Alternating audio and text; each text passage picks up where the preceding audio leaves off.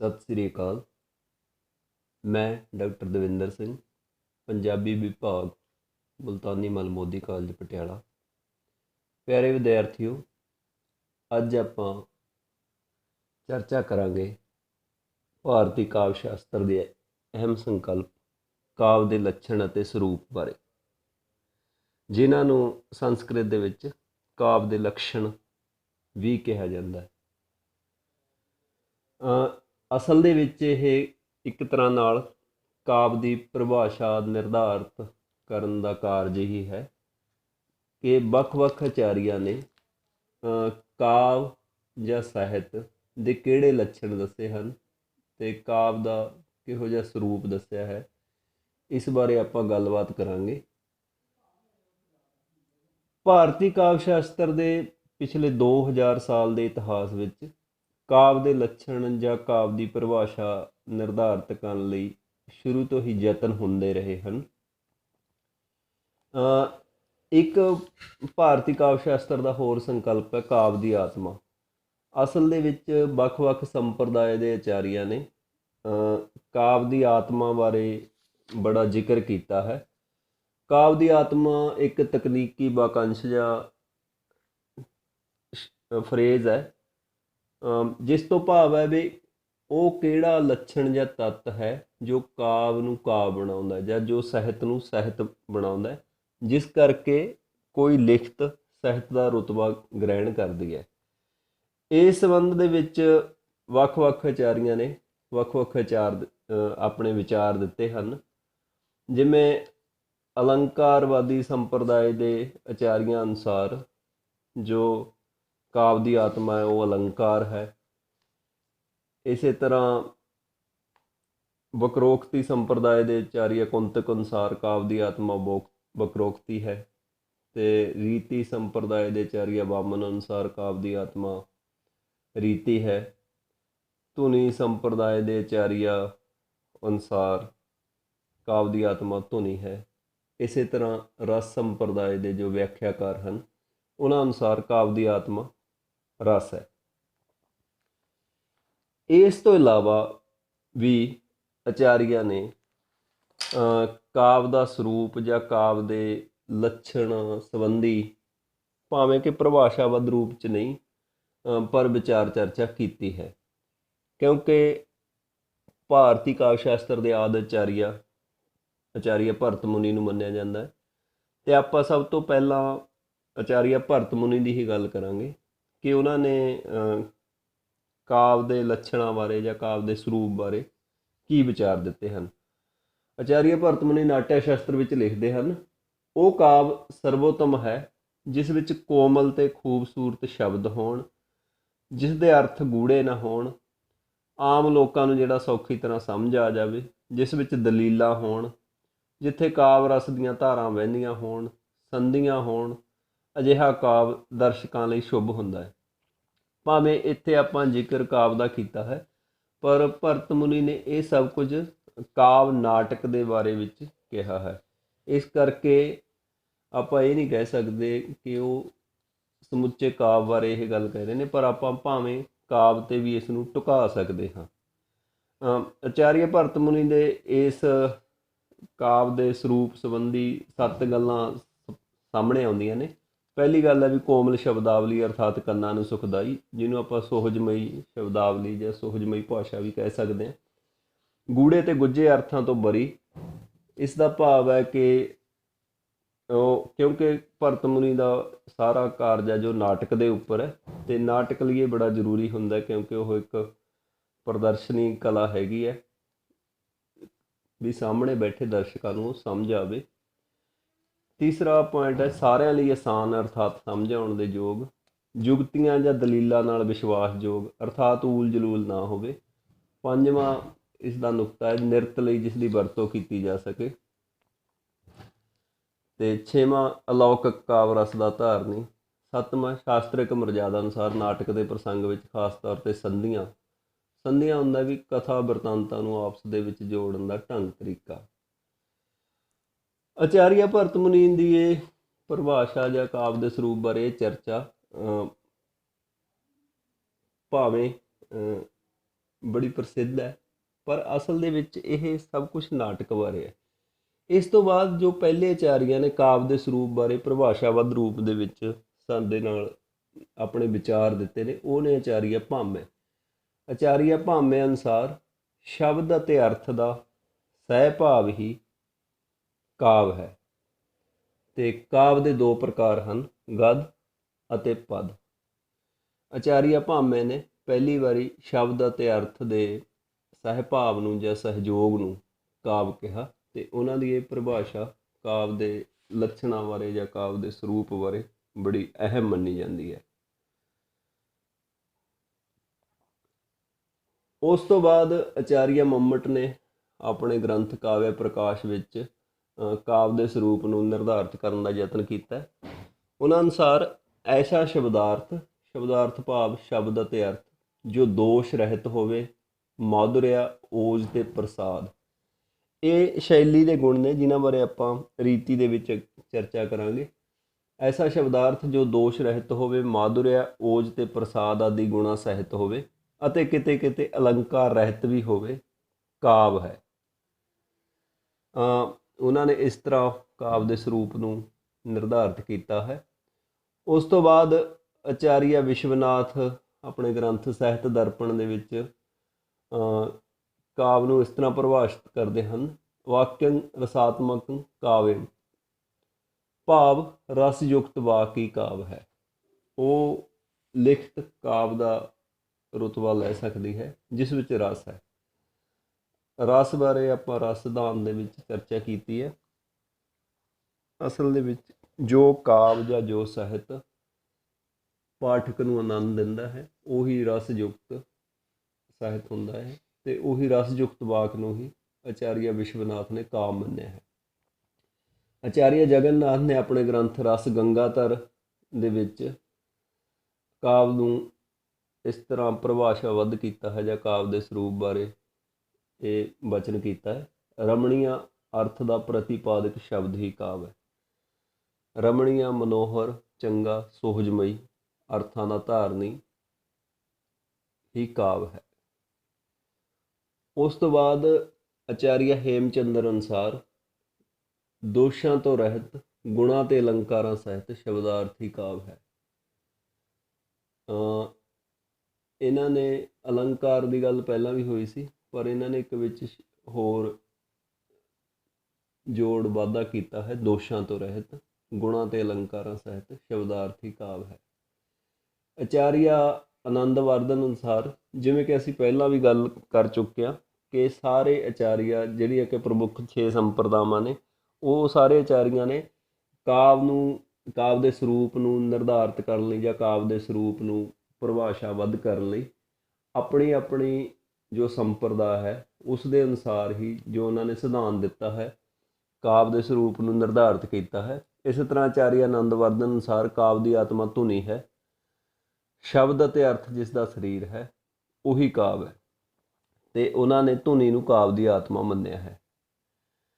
ਤੇ ਇਸ ਆਚਾਰੀਆਂ ਦੇ ਸਾਰੀ ਵਿਚਾਰ ਚਰਚਾ ਤੋਂ ਬਾਅਦ ਤੁਹਾਡੀ ਪਾਠ ਪੁਸਤਕ ਭਾਰਤੀ ਕਾਵਿ ਸ਼ਾਸਤਰ, ਜੋ ਕਿ ਪ੍ਰੋਫੈਸਰ ਸੁਖਦੇਵ ਸ਼ਰਮਾ ਹੋਰਾਂ ਨੇ ਲਿਖੀ ਹੈ, ਪ੍ਰੋਫੈਸਰ ਸੁਖਦੇਵ ਸ਼ਰਮਾ ਨੇ ਉਸ ਭਾਰਤੀ ਕਾਵਿ ਸ਼ਾਸਤਰ ਦੇ ਵਿੱਚ ਇਹਨਾਂ ਪਰਿਭਾਸ਼ਾਵਾਂ ਦੇ ਆਧਾਰ 'ਤੇ ਕਾਵਿ ਦੇ ਲੱਛਣਾਂ ਦੀ ਵਰਗ ਵੰਡ ਇਸ ਤਰ੍ਹਾਂ ਕੀਤੀ ਹੈ, ਤੇ ਉਹਨਾਂ ਨੇ 3 ਭਾਗਾਂ ਦੇ ਵਿੱਚ ਇਹਨਾਂ ਪਰਿਭਾਸ਼ਾਵਾਂ ਨੂੰ ਵੰਡਿਆ ਹੈ ਕਿ ਪਹਿਲੇ ਉਹਨੇ ਜੋ ਸ਼ਬਦ ਅਤੇ ਅਰਥ ਦੇ ਸਹਿ ਭਾਵ ਨੂੰ ਕਾਵਿ ਮੰਨਦੇ ਹਨ।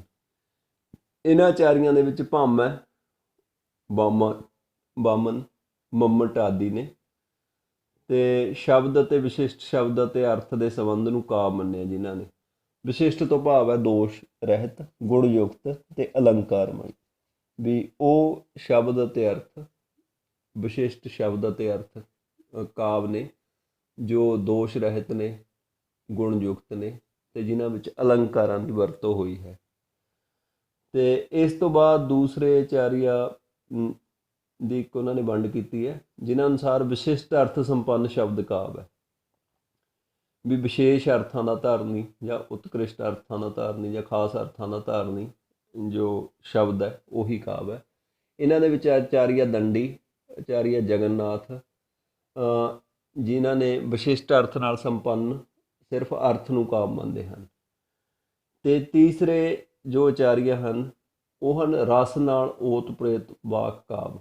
ਇਹ ਰਸਵਾਦੀ ਆਚਾਰੀਆ ਅਨੁਸਾਰ ਜੋ ਰਸਮਈ ਵਾਕ ਹੈ, ਜੋ ਰਸਮਈ ਸ਼ਬਦ ਦਾ ਜੋੜ ਹੈ, ਜਿਸ ਨੂੰ ਆਪਾਂ ਵਾਕ ਕਹਿੰਦੇ ਹਾਂ, ਤਾਂ ਉਹੀ ਕਾਵਿ ਹੈ। ਆਚਾਰੀਆ ਭੋਜ, ਜੈਦੇਵ ਤੇ ਵਿਸ਼ਵਨਾਥ ਇਸ ਵਿਚਾਰ ਦੇ ਧਾਰਨੀ ਹਨ ਕਿ ਰਸਮਈ ਸ਼ਬਦੀ ਜਾਂ ਰਸਾਤਮਕ ਵਾਕਿਅੰ ਕਾਵਿਅੰ, ਵੀ ਰਸ ਨਾਲ ਭਰਪੂਰ ਜੋ ਵਾਕ ਹੈ ਉਹੀ ਕਾਵਿ ਹੈ। ਇਸ ਤੋਂ ਬਾਅਦ ਜੋ ਆਪਾਂ ਵਿਚਾਰ ਕਰਨੀ ਹੈ ਉਹ ਹੈ ਆਚਾਰੀਆ ਮੰਮਟ ਦਾ ਵਿਚਾਰ। ਆਚਾਰੀਆ ਮੰਮਟ ਦੇ ਵਿਚਾਰ ਇੱਕ ਤਰ੍ਹਾਂ ਨਾਲ ਲਗਭਗ ਸਰਵ ਪ੍ਰਮਾਣਿਤ ਤਾਂ ਨਹੀਂ ਕਹਿ ਸਕਦੇ, ਪਰ ਕਾਵਿ ਦੇ ਲੱਛਣਾਂ ਜਾਂ ਕਾਵਿ ਦੇ ਸਰੂਪ ਸੰਬੰਧੀ ਸਭ ਤੋਂ ਅਹਿਮ ਵਿਚਾਰ ਮੰਨਿਆ ਜਾਂਦਾ ਆਚਾਰੀਆ ਮੰਮਟ ਦਾ ਵਿਚਾਰ। ਉਹਨਾਂ ਦਾ ਵਿਚਾਰ ਕੀ ਹੈ? ਦੋਸ਼ ਰਹਿਤ, ਗੁਣ ਅਤੇ ਅਲੰਕਾਰ ਸਹਿਤ, ਸ਼ਬਦ ਅਤੇ ਅਰਥ ਕਾਵਿ ਹਨ। ਦੋਸ਼ ਰਹਿਤ, ਗੁਣ ਅਤੇ ਅਲੰਕਾਰ ਸਹਿਤ, ਸ਼ਬਦ ਅਤੇ ਅਰਥ ਕਾਵਿ ਹਨ।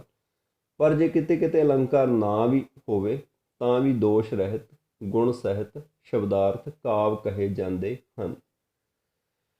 ਮੰਮਟ ਦੀ ਪਰਿਭਾਸ਼ਾ ਦੇ ਹੇਠ ਲਿਖੇ ਭਾਗ ਹਨ।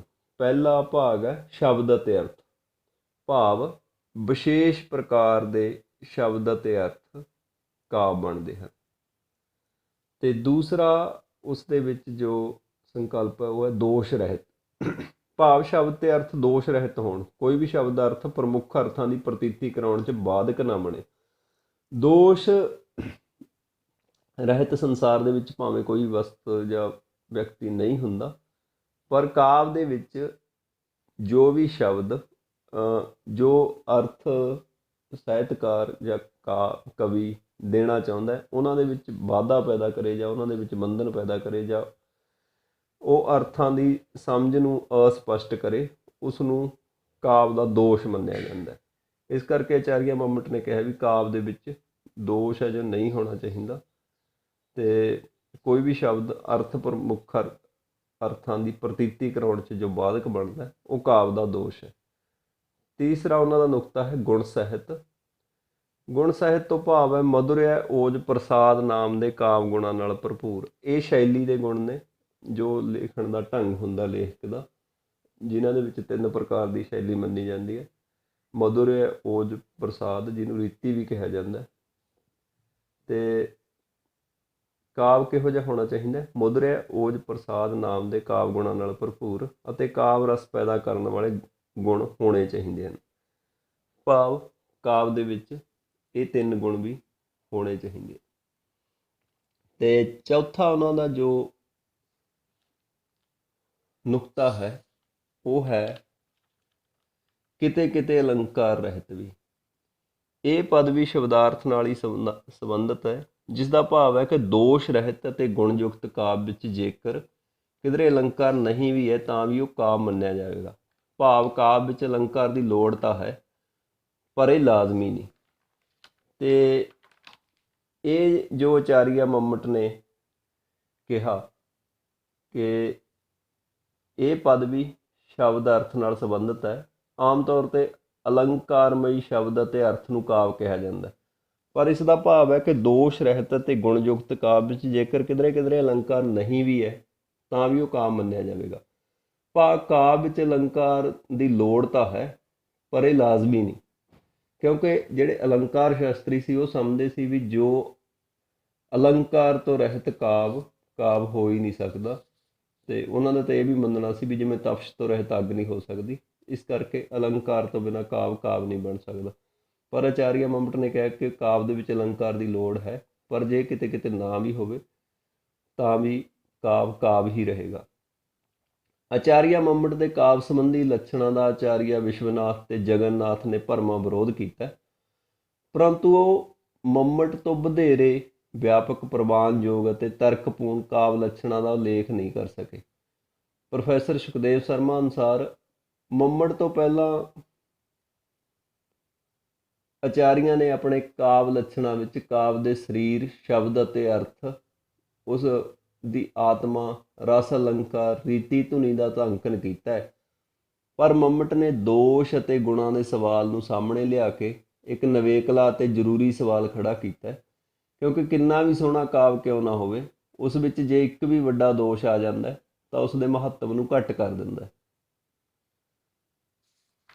ਤੇ ਇਸ ਕਰਕੇ ਜੋ ਮੰਮਟ ਦੀ ਕਾਵਿ ਦੇ ਸਰੂਪ ਸੰਬੰਧੀ ਪਰਿਭਾਸ਼ਾ ਹੈ, ਉਸ ਨੂੰ ਸਭ ਤੋਂ ਅਹਿਮ ਮੰਨਿਆ ਜਾਂਦਾ ਹੈ।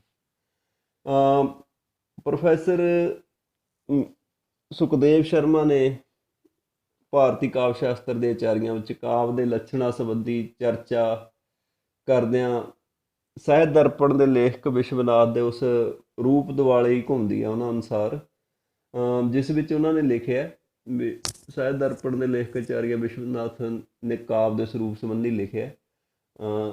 ਪ੍ਰੋਫੈਸਰ ਸੁਖਦੇਵ ਸ਼ਰਮਾ ਅਨੁਸਾਰ ਜੋ ਕਾਵਿ ਦੇ ਸਰੂਪ ਸੰਬੰਧੀ ਸਾਰੀ ਚਰਚਾ ਹੈ, ਇਸ ਵਿਚਾਰ ਦੇ ਆਲੇ ਦੁਆਲੇ ਹੀ ਘੁੰਮਦੀ ਹੈ। ਆਚਾਰੀਆ ਵਿਸ਼ਵਨਾਥ ਦਾ ਕਥਨ ਹੈ, ਸ਼ਬਦ ਅਤੇ ਅਰਥ ਕਾਵਿ ਦਾ ਸਰੀਰ ਹਨ। ਰਸ ਆਦਿ ਆਤਮਾ, ਮੌਦਰਿਆ ਪ੍ਰਸਾਦ ਆਦਿ ਗੁਣ, ਆਦਿ ਗੁਣ ਨੇ ਜੋ ਬਹਾਦਰੀ, ਸ਼ਰੁਤੀ ਕਟੂ ਆਦਿ ਕਾਵਗਤ ਦੋਸ਼, ਸਰੀਰ ਦੇ ਕਾਣੇਪਣ, ਵੈਦਰਭੀ ਆਦਿ ਰੀਤੀਆਂ, ਅੰਗਾਂ ਪ੍ਰਤੀ ਅੰਗਾਂ ਦੇ ਸੁਚੱਜੇ ਗਠਨ ਅਤੇ ਉਪਮਾ ਰੂਪਕ ਆਦਿ ਅਲੰਕਾਰ, ਸਰੀਰ ਦੀ ਸ਼ੋਭਾ ਵਧਾਉਣ ਦੀ ਪਹਿਨੀਆਂ, ਟੂਮਾ ਭਾਵ ਗਹਿਣੇ ਹਨ। ਤੇ ਜਿਸ ਬਾਰੇ ਆਪਣੇ ਸਾਰੇ ਉਹਦੇ ਵਿੱਚ ਚਰਚਾ ਹੋਈ ਹੈ ਵੀ ਸ਼ਬਦ ਅਤੇ ਅਰਥ ਨੇ ਜੋ ਉਹ ਕਾਵਿ ਦਾ ਸਰੀਰ ਨੇ, ਤੇ ਰਸ ਜੋ ਹੈ ਕਾਵਿ ਦੀ ਆਤਮਾ ਹੈ, ਤੇ ਮਧੁਰਿਆ ਪ੍ਰਸਾਦ ਆਦਿ ਜੋ ਨੇ ਉਹ ਗੁਣ ਨੇ, ਤੇ ਸ਼ਰੁਤੀ ਕਟੂ ਆਦਿ ਕਾਵਗਤ ਦੋਸ਼, ਸਰੀਰ ਦੇ ਕਾਣੇਪਣ ਵੀ ਜੋ ਸਰੀਰ ਦੇ ਵਿੱਚ ਜਿਵੇਂ ਕੋਈ ਨੁਕਸ ਹੋਵੇ, ਇਸੇ ਤਰ੍ਹਾਂ ਜਿਹੜੇ ਵੀ ਦੋਸ਼ ਨੇ ਜਾਂ ਉਹ ਅਰਥਾਂ 'ਚ ਵਾਧਾ ਪੈਦਾ ਕਰਦੇ ਨੇ, ਉਹ ਸਰੀਰ ਦੇ ਕਾਣੇਪਣ ਵਾਂਗੂ ਕਾਵਿ ਦੇ ਦੋਸ਼ ਨੇ। ਵੈਦਰਭੀ ਆਦਿ ਰੀਤੀਆਂ, ਅੰਗਾਂ ਪ੍ਰਤੀ ਅੰਗਾਂ ਦੇ ਸੁਚੱਜੇ ਗਠਨ ਅਤੇ ਉਪਮਾ ਰੂਪਕ ਆਦਿ ਅਲੰਕਾਰ, ਸਰੀਰ ਦੀ ਸ਼ੋਭਾ ਵਧਾਉਣ ਲਈ ਪਹਿਨੀਆਂ ਟੂਮਾਂ ਹਨ। ਲਗਭਗ ਆਚਾਰੀਆ ਵਿਸ਼ਵਨਾਥ ਦੇ ਜੋ ਕਾਵਿ ਦੇ ਸਰੂਪ ਸੰਬੰਧੀ ਵਿਚਾਰ ਨੇ, ਸਾਰੀ ਭਾਰਤੀ ਕਾਵਿ ਸ਼ਾਸਤਰ ਦੇ ਜੋ ਆਚਾਰੀਆਂ ਦੀ ਚਰਚਾ ਹੈ, ਇਸ ਦੁਆਲੇ ਹੀ ਘੁੰਮਦੀ ਹੈ। ਅੰਤ ਵਿੱਚ ਅਸੀਂ ਇਹ ਕਹਿ ਸਕਦੇ ਹਾਂ ਕਿ ਨਾ ਹੀ ਸਿਰਫ ਸ਼ਬਦ ਅਤੇ ਨਾ ਹੀ ਸਿਰਫ ਅਰਥ ਕਾਵਿ ਹੋ ਸਕਦਾ, ਬਲਕਿ ਦੋਨੋਂ ਮਿਲ ਕੇ ਹੀ ਕਾਵਿ ਬਣਦੇ ਹਨ। ਸ਼ਬਦ ਅਤੇ ਅਰਥ ਸਾਹਿਤ ਮਤਲਬ ਇਕੱਠੇ, ਸਾਹਿਤ ਰਹਿ ਕੇ ਹੀ ਸਾਹਿਤ ਰਚਨਾ ਦਾ ਕਾਰਨ ਬਣਦੇ ਹਨ, ਭਾਵ ਦੋਨਾਂ ਦੇ ਮੇਲ ਤੋਂ ਹੀ ਕਾਵਿ ਬਣਦਾ ਹੈ। ਧੰਨਵਾਦ।